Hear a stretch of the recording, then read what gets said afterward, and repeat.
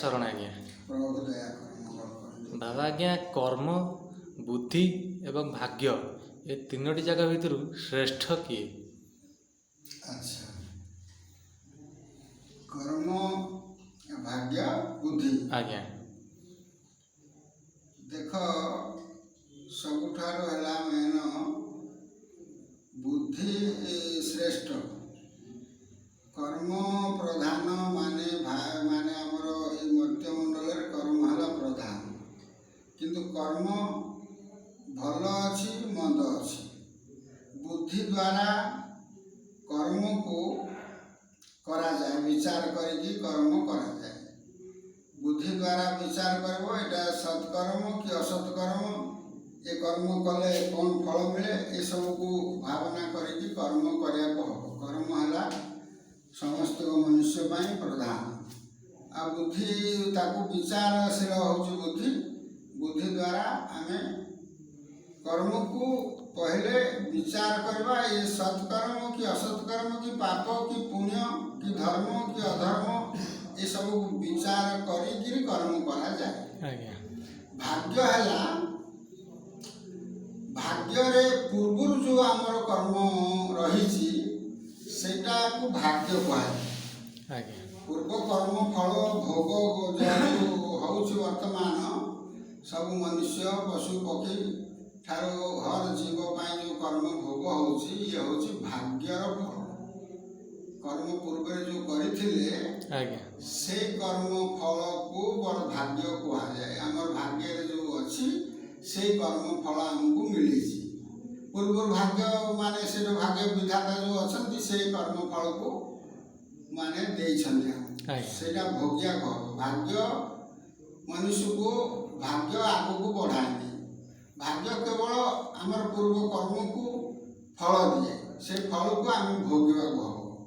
ସେଥିରେ ଆମର ଭାଗ୍ୟ ଯେଉଁ ଲେଖା ହେଇଛି ସେ ଲେଖା ଅନୁସାରେ ପାପ ପୁଣ୍ୟ ସୁଖ ଦୁଃଖ ଯେଉଁ ହାନି ଲାଭ ଯେଉଁ ବି ମାନେ ଭୋଗିବାକୁ ହେଉଛି ସେଇଟା ହେଉଛି ଭାଗ୍ୟର ଫଳ, କର୍ମର ଫଳ। ଭାଗ୍ୟରେ ସେଇଟା ଆମକୁ ମିଳିଛି।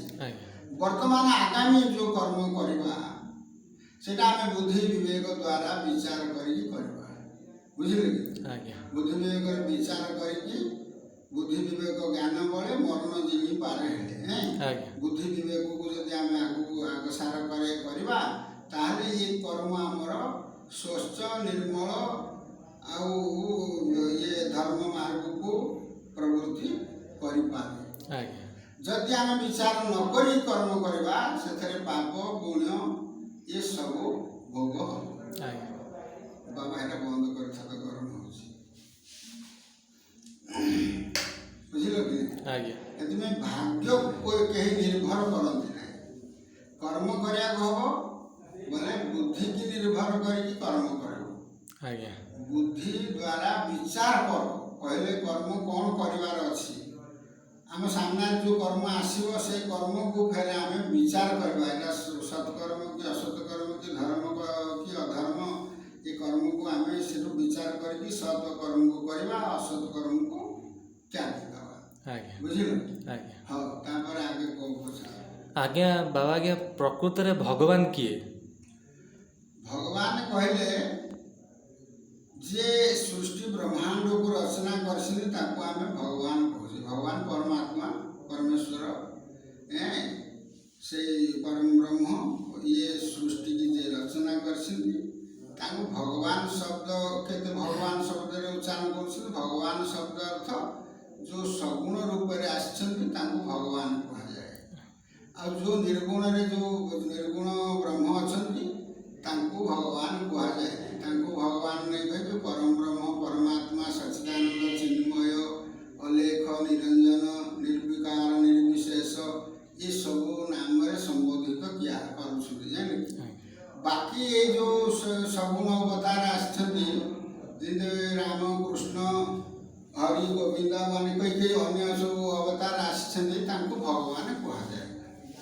ଭଗବାନ ଶବ୍ଦ ମାନେ ପରମାତ୍ମା ପରବ୍ରହ୍ମ ଯେଉଁ ନିର୍ଗୁଣ ବ୍ରହ୍ମ ଅଛନ୍ତି ତାଙ୍କୁ ଭଗବାନ ଶବ୍ଦରେ ଆହ୍ୱାନ କରାଯାଏ ନାହିଁ। ବୁଝିପାରିଲେ? ବାବା ଆଜ୍ଞା, ଜଣେ ପଣ୍ଡିତ କହୁଥିଲେ କି ବର ଗଛ ଓସ୍ତ ଗଛ ମୂଳେ ଧ୍ୟାନ କଲେ ପୁଣ୍ୟ ପୁଣ୍ୟ ମିଳିଥାଏ ଏବଂ 3 ମାସ ଧରି କଲେ ମନସ୍କାମନା ପୂର୍ଣ୍ଣ ହୋଇଥାଏ। ଏହା କେତେ ଦୂର ସତ? ଶୁଣ ବାବୁ, ବରଗଛ ତଳେ ବସିକି ଧ୍ୟାନ କଲେ ପୁଣ୍ୟ ହୁଏ। ପୁଣ୍ୟର ଅର୍ଥ ସେ ବୁଝିନି। ପୁଣ୍ୟ ଯେଉଁ ଫଳ ମିଳେ ସେ ପୁଣ୍ୟ ଫଳ ଦ୍ୱାରା ସ୍ୱର୍ଗ ପ୍ରାପ୍ତି ହୁଏ। କିନ୍ତୁ ବରଗଛ ତଳେ ବସିକି ଧ୍ୟାନ କଲେ କି ବରଗଛକୁ ପୂଜା କଲେ ପୁଣ୍ୟ ହୁଏ, ସେସବୁ ସତ ନୁହେଁ। ମାନେ ବରଗଛ ଏଠୁ ବୃକ୍ଷ, ବୁଝିଲେ କି? ଆମର ଭାଗବତ, ଏ ଯେଉଁ ଗୀତା ଭାଗବତ ଭଲ ମନ୍ଦରେ ବର୍ଣ୍ଣନା କରାଯାଇଛି, ଅଶ୍ୱସ୍ଥ ବୃକ୍ଷକୁ ପୂଜା କରୁଛନ୍ତି। ଅଶ୍ୱସ୍ଥ ମାନେ ବୁଝିପାରୁଛ? ଆଜ୍ଞା ଆଜ୍ଞା ବର ଅଶ୍ୱସ୍ଥ କହୁଛନ୍ତି। ଆଜ୍ଞା ଅଶ୍ୱସ୍ଥ ଗଛକୁ ଲୋକମାନେ ପୂଜା କରୁଛନ୍ତି, ନ ଜାଣି ନ ବୁଝିକିରି ପୂଜା କରୁଛନ୍ତି। ଆଜ୍ଞା ଲେକିନ ଅଶ୍ୱସ୍ଥ ଗଛ ଯେଉଁ ଶାସ୍ତ୍ରରେ ବର୍ଣ୍ଣନା କରିଛନ୍ତି, ସେ ସଂସାର ବୃକ୍ଷକୁ ଅଶ୍ୱସ୍ଥ ବୃକ୍ଷ କହିଛନ୍ତି। ଆଜ୍ଞା ସଂସାର ବୃକ୍ଷ ତାର ମୂଳ ଉପରକୁ ଥାଏ। ଆଜ୍ଞା ଯେଉଁ ଅଶ୍ୱସ୍ଥ ଗଛ ବର୍ଣ୍ଣନା ହେଇଛି ସେ ମୂଳ ଉପରକୁ ଥାଏ, ଡାଳ ଶାଖା ସବୁ ତଳକୁ ଥାଏ। ଆଜ୍ଞା ତା ମାଧ୍ୟମରେ ସେଥିରେ ସୃଷ୍ଟି ହୁଏ। ଆଜ୍ଞା ସୃଷ୍ଟି ହୁଏ ଯେତେବେଳେ ଆଜ୍ଞା। ଏଇ ବୃକ୍ଷରେ ବ୍ରହ୍ମା ବିଷ୍ଣୁ ଦେବତା ଆଉ ସବୁ ବେଦ ଇତ୍ୟାଦି ସବୁ ପ୍ରକାର ତା ଦେହରେ ବର୍ଣ୍ଣନା କରାଯାଇଛି। ତାର ଶାଖା ପ୍ରଶାଖା ଯେଉଁ ଅଛି ସେଥିରେ ସବୁ ଗୁନ୍ଥା ହେଇଛି। ସେଇଟା ହେଉଛି ସଂସାର ବୃକ୍ଷ। ସଂସାର ବୃକ୍ଷରେ ଏ ଅଶ୍ୱସ୍ଥ ନାମରେ ତାକୁ କଥିତ କରାଯାଇଛି। ବୁଝିଲେ କି? ହଁ, ଅଶ୍ୱସ୍ଥ ମେନ ସୁବିରୂଢ଼ ମୂଳ ମଶସ୍ତ୍ର ମାନେ କହିଲେ ବୈରାଗ୍ୟ ଅସ୍ତ୍ରରେ ବୃକ୍ଷକୁ କାଟିବାକୁ ପଡ଼ିବ। ଯେଉଁ ଇଏ ଅତି ସୁଦୃଢ଼ ବୃକ୍ଷ, ଚେର ମାନେ ଉପରକୁ ହେଲେ ବି ବହୁତ ବିସ୍ତାର। ସେଥିପାଇଁ ମାନେ ଶାସ୍ତ୍ର କହୁଛି ତୁମେ ବୈରାଗ୍ୟ ରୂପ ଅସ୍ତ୍ର ଦ୍ୱାରା ଏ ବୃକ୍ଷର ମୂଳକୁ ଛେଦନ କର, ତ ତମେ ସଂସାରରୁ ଉଦ୍ଧାର ହେଇପାରିବ। ଇଏ ଯେଉଁ ଗଛ ବୃକ୍ଷ ମାନେ ପୂଜା କରୁଛନ୍ତି, କିଏ ବେଲ ଗଛ ପୂଜା କରୁଛି, କିଏ ତୁଳସୀ ପୂଜା କରୁଛି, କିଏ ତୁମର ପିପଳ ଗଛ କହୁଛନ୍ତି, ଯେଉଁ ଅଶ୍ୱସ୍ଥ ଗଛ କହୁଛନ୍ତି, ପିପଳ କହୁଛନ୍ତି, ଏଇଟା ଲୋକ ସାଧାରଣ ଲୋକ ପୂଜା କରୁଛନ୍ତି। ଜ୍ଞାନୀ ଲୋକ ଏସବୁ କରନ୍ତି ନାହିଁ। ବୁଝିଲେ? ଏଥିରେ ପୁଣ୍ୟ ନଥାଏ। ପୁଣ୍ୟ କେଉଁଥିରେ ହୁଏ? ପୁଣ୍ୟ ଯଦି ତୁମେ ପାଇବାକୁ ହବ, ଦାନ କରିବ, ଲୋକଙ୍କ ସେବା କରିବ, ଆଉ ଦୁଃଖୀ ରଙ୍ଗୀକି ଖାଇବାକୁ ମୁଠେ ଦେବ, ସେଥିରେ ପୁଣ୍ୟ ହବ। ଖାଲି ଗୋଟେ ଗଛ ମୂଳକୁ ପୂଜା କଲେ ବାହାରି ବସିକି ଧ୍ୟାନ କଲେ ପୁଣ୍ୟ ହେଇପାରେନି। ଆଜ୍ଞା, ଆମ ଗ୍ରାମରେ ପ୍ରତ୍ୟେକ ଲୋକମାନେ କହୁଛନ୍ତି ଗାଈ ଦେହରେ 33 କୋଟି ଦେବାଦେବୀ ଅଛନ୍ତି। ଏଇଟା କେତେ ଦୂର ସତ?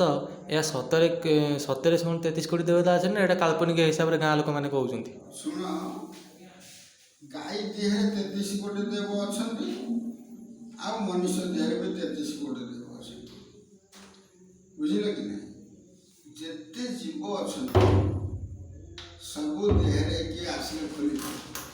ହଁ, ତ 33 କୋଟି ଦେବ ଯେଉଁ ଅଛନ୍ତି, ଆମ ମନୁଷ୍ୟ ଦେହରେ ବି ସେ 33 କୋଟି ଦେବ ଅଛନ୍ତି, ଆଉ ଗାଈ ଦେହରେ ବି ଅଛନ୍ତି, ଆଉ ଅନ୍ୟ ଜୀବରେ ବି ଅଛନ୍ତି। ତମକୁ ଏଇଟା ବୁଝେଇବାକୁ ବହୁତ ସମୟ ଲାଗେ। ହଁ, ସବୁ ଦେହରେ କିନି 33 କୋଟି ଦେବ ଅଛନ୍ତି। କହିଛି ପିଣ୍ଡ ବ୍ରହ୍ମାଣ୍ଡ ଏକମତ ଜାଣନ୍ତି ସୁଜ୍ଞାନୀ ପଣ୍ଡିତ। ପିଣ୍ଡରେ ଯାହା ଅଛି ଏ ବ୍ରହ୍ମାଣ୍ଡରେ ସେମିତି ସବୁ ଅଛି। ବ୍ରହ୍ମାଣ୍ଡରେ ଯେତେ ଦେବତା ଅଛନ୍ତି ଏ ପିଣ୍ଡରେ ଏ ଦେବତା ସବୁ ଅଛନ୍ତି। ସେଥିପାଇଁ 33 କୋଟି ଦେବ ଯେଉଁ କହୁଛନ୍ତି, 33 କୋଟି ଦେବ ନାହିଁ, 33 ଦେବ ଅଛନ୍ତି। 33 ଦେବକୁ ସେଟା 33 କୋଟି ବର୍ଣ୍ଣନା କରାଯାଇଛି। ବୁଝିଲେ କି? ମେନ୍ ହେଲା 33 ଦେବ। 33 ଦେବ ଭିତରେ ଆମ ଶରୀରରେ ସେ ଗାଈ ଶରୀରରେ ଅଛନ୍ତି, ମନୁଷ୍ୟ ଶରୀରରେ ଅଛନ୍ତି। ଆମେ ତାକୁ ଖଣ୍ଡନ କରିବାକୁ ଦରକାର ନାହିଁ। ବୁଝିଲେ କି? ଗାଈ ଦେହରେ ଯେଉଁ ଯେତିକି ମାନେ ତା ଶରୀରରେ ଯେତେ ଚକ୍ଷୁ ଅଛି, କାନ ଅଛି, ନାକ ଅଛି, ମୁହଁ ଅଛି, ପିଶାବ କରୁଛି, ଝାଡ଼ା ଯାଉଛି, ଏସବୁ ଇନ୍ଦ୍ରିୟ ଅଛନ୍ତି ନା? ମନୁଷ୍ୟ ଦେହରେ ସେ ଅଛି। ତା ଦେହ ତ ଭିନ୍ନ ନାହିଁ ନା? ହର ଜୀବରେ ଅଛି।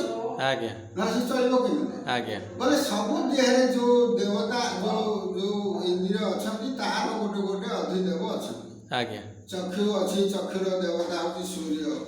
କର୍ଣ୍ଣ ଅଛି, କର୍ଣ୍ଣର ଦେବତା ଦିଗ ଆକାଶ। ଆଜ୍ଞା ନାସାର ଦେବତା ଅଶ୍ୱିନୀ କୁମାର। ମୁହଁର ଦେବତା ହଉଛି ଅଗ୍ନି। ଆଜ୍ଞା ପାଣିର ଦେବତା ଅଗ୍ନି। ପାଦର ଦେବତା ହଉଛନ୍ତି ବିଷ୍ଣୁ। ହାତର ଦେବତା ପବନ, ଯୋଉ ପବନ ଦେବତା ଅଛି ଆଉ ଇନ୍ଦ୍ର ଅଛି। ଆଜ୍ଞା ଶରୀର ଏ ଚର୍ମର ଦେବତା ହଉଛି ପବନ। ଆଜ୍ଞା ହାତର ଦେବତା ହଉଛି ମାନେ ଇନ୍ଦ୍ର। ଆଜ୍ଞା ଏମିତି ବର୍ଣ୍ଣନା କରାହେଇଛି। ଆଜ୍ଞା ଏ ଶରୀରରେ ଷୋଳଚକ୍ର ଅଛି। ଆଜ୍ଞା ଆମର ଯୋଉ ଗୃହ ଚକ୍ର ଅଛି, ଦ୍ୱାର ଅଛି, ଗୃହ ଦ୍ୱାର, ସେଠି ଗଣେଶ ଅଛନ୍ତି। ଆଜ୍ଞା କାମଦେବ, ନିଜ ଚକ୍ରରେ କାମଦେବ, ନାଭି ଚକ୍ରରେ ବ୍ରହ୍ମା, ଆଜ୍ଞା ବୃକ୍ଷ ଚକ୍ରରେ ଜଗନ୍ନାଥ, କଣ୍ଠ ଚକ୍ରରେ ଶିବ, ଆଉ ଲଲାଟ ଚକ୍ରରେ ନିରାକାର। ଆଜ୍ଞା ଆଉ ଉପରେ ଯୋଉ ସହସ୍ର ଦଳ ଅଛି ସେ ପରମ ବ୍ରହ୍ମ ପରମାତ୍ମା ସର୍ବଉଧାରେ। ଆଜ୍ଞା ଏମିତି ସବୁ ଦେବତା ଶରୀରରେ ଅଛନ୍ତି, ଗାଈ ଶରୀରରେ ବି ଅଛନ୍ତି। ଆଜ୍ଞା ଖାଲି ଗାଈ ଶରୀରରେ ଅଛନ୍ତି, ଆମେ ଗାଈକି ପୂଜା କରିବା ସେଇଟା ଆମର ଭ୍ରମ ଧାରଣା। ଆଜ୍ଞା ବୁଝିଲ କି? ଆଜ୍ଞା ଆମ ଶରୀରରେ ସବୁ ଦେବତା ଅଛନ୍ତି, ତାଙ୍କ ଶରୀରରେ ବି ଅଛନ୍ତି। ଆଜ୍ଞା ବୋଲେ ଆମେ ଗାଈ ଶରୀରରେ ପୂଜା କରିବା ଅପେକ୍ଷା ନିଜ ଶରୀରରେ ଯୋଉ ଦେବତା ଅଛନ୍ତି ତାଙ୍କୁ ତୁମେ ଜାଣ, ଆଜ୍ଞା ସେଇ ଅନୁସାରେ କର୍ମ କର। ଆଜ୍ଞା ବୁଝିଲ କି? ଆଜ୍ଞା ହଁ ଆଜ୍ଞା ଆଉ ଗୋଟେ ପ୍ରଶ୍ନ ଅଛି ଯେ କି ସରସ୍ୱତୀ ଗଣେଶ ଦୁଇଟି ଠାକୁର ଆମ ହିନ୍ଦୁ ଧର୍ମରେ ଅଛନ୍ତି ଏବଂ ଆମ ପିଲାମାନେ ସ୍କୁଲ କଲେଜରେ ପାଳନ କରାଯାଏ। ପେନ୍ ପୂଜନ୍ତି ଏବଂ କୁହନ୍ତି ବିଦ୍ୟା ଏମାନଙ୍କ ପାଇଁ ପୂଜା କଲେ, ପୁଷ୍ପାଞ୍ଜଳି ଦେଲେ ବିଦ୍ୟା ମିଳିବ, ବିଦ୍ୟାରେ ଆମର ସଫଳତା ହାସଲ ହେବ।